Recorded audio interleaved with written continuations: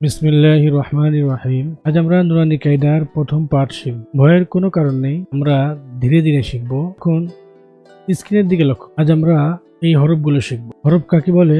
বাংলায় যেমন অক্ষর, ইংরেজিতে লেটার, আরবিতেও সেরকম হরফ রয়েছে। প্রত্যেকটি ভাষার লেটার রয়েছে, বর্ণ রয়েছে, হরফ রয়েছে। হরফ ছাড়া, লেটার অক্ষর ছাড়া কোনো ভাষা হয় না। ভাষার ভিত্তি হচ্ছে সর্বপ্রথম বর্ণ।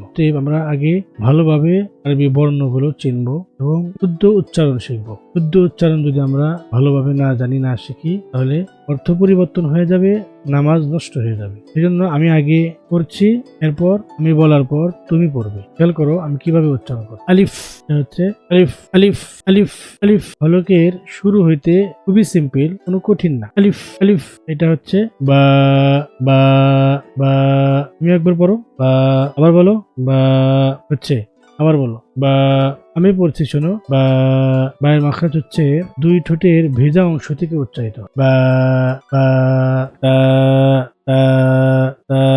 জিহ্বার আগা সামনের উপরে দুই দাঁতের গোড়ার সঙ্গে লাগিয়ে তা। তুমি পড়ো, তা। খেয়াল করো, তা, তা, তা। জিহ্বার আগা সামনের উপরে দুই দাঁতের আগার সঙ্গে লাগাতে হবে। তা, তা। খুব হালকা করে, নরম করে। তা। আরবিকে বাংলা দিয়ে উচ্চারণ করা যায় না সঠিকভাবে, এই জন্য উচ্চারণটা খেয়াল করতে হবে। যেমন এটা হচ্ছে হা, কিন্তু লেখার সময় কিভাবে লেখা? হায়াকার হা। এই হা দিয়ে তো এখানে এই হাও বোঝানো, হায়াকার হা, কিন্তু উচ্চারণের সময় এইটা উচ্চারণ হবে হা, হা।